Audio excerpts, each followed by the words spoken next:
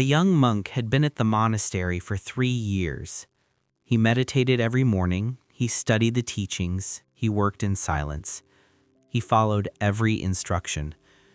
But something felt wrong. One evening he went to his master. "Master," he said, "I have practiced for so long. I sit, I breathe, I listen, but I feel nothing. My practice is empty. What am I doing wrong?" The master did not answer with words. He stood and walked to a shelf. He took down a simple wooden bowl. It was plain and smooth, and it was empty. He placed it in the monk's hands. "Carry this," the master said. "Go about your day. Do not put anything in it. Do not set it down. Just carry it." The monk bowed, confused, but he obeyed. He carried the bowl with him to the kitchen. The other monks were preparing the morning meal. Rice steamed in pots, vegetables were being chopped. The room smelled of ginger and sesame oil. The monk stood near the fire, holding his bowl. One of the cooks glanced at him. "Are you here for rice?" the cook asked. "No," the monk said quietly. "I am only carrying this." The cook shrugged and returned to his work. The monk looked down at the bowl. It was still empty. He felt foolish. He left the kitchen and walked to the meditation hall. Inside, several monks sat in stillness. The air was cool and dim. Incense burned at the altar. The monk sat down in his usual place. He set the bowl in his lap. He closed his eyes and tried to meditate, but he kept thinking about the bowl. Why was he holding it? What was the point? He opened his eyes and looked at it again. Still empty. He felt frustrated, restless. After some time, he stood and left the hall. He walked outside into the garden. The morning sun was just beginning to warm the stones. Dew clung to the leaves. A bird called from somewhere beyond the wall. The monk sat on a bench beneath a tree. He placed the bowl on his knees. He did not try to think about it this time. He simply sat. The sunlight touched the inside of the bowl. The wood grain became visible in the light, the curve of it, smooth and worn. He noticed how light it was, how his hands barely had to hold it at all. He sat there for a long time, watching, breathing. The bowl remained empty. But this time he did not mind.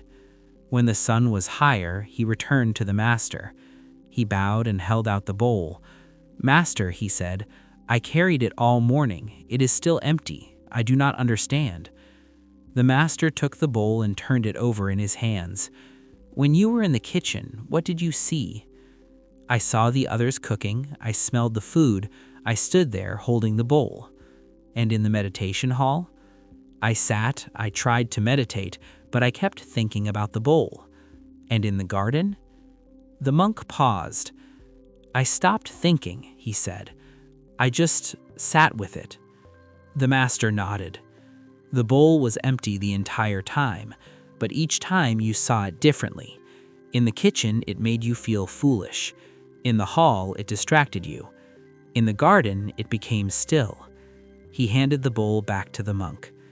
"Your practice is not empty," the master said. "You are simply waiting for it to be filled. But a bowl that is already full cannot receive anything.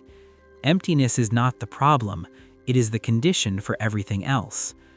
The monk looked at the bowl in his hands. "So I should stop trying to fill it?" "You should stop fearing that it is empty." We spend so much of our lives trying to fill things, our schedules, our minds, our sense of purpose. We think that if we're not full, we're failing. If we don't feel something strong or clear or certain, then we must be doing it wrong. But emptiness is not the same as nothing. An empty bowl can hold water, a full one cannot. An empty mind can notice, a cluttered one cannot. An empty moment can become anything, a packed one has no room left. You might be in a place right now where things feel quiet, uncertain, like you're waiting for something to arrive or make sense, and that can feel uncomfortable. It can feel like you're standing still while everyone else is moving forward. But maybe you're not stuck.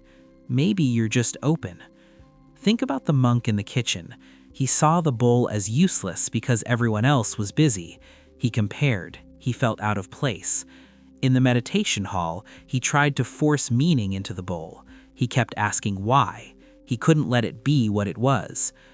But in the garden, he stopped resisting. He stopped expecting. He just observed. And that's when the bowl stopped feeling empty. Emptiness only feels like a problem when you're afraid of it, when you think it means something's missing. But sometimes nothing is missing.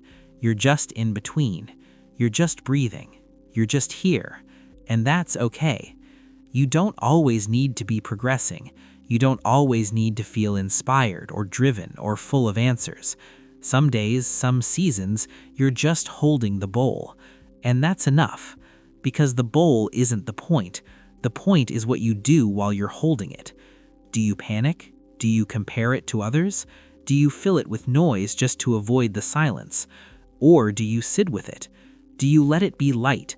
Do you notice the shape of it, the way the light moves across it? Your life doesn't have to be full to be valuable. Your practice doesn't have to feel powerful to be working. Your day doesn't have to be packed with meaning for it to matter. Sometimes the empty bowl is exactly what you need. Not because it will be filled later, but because it teaches you how to be present with what is, instead of constantly reaching for what isn't. So if you're feeling empty right now, don't rush to fix it. Don't fill it with distraction or doubt or pressure. Just hold it. Look at it. Sit with it. You might be surprised what you notice when you stop trying so hard to feel full.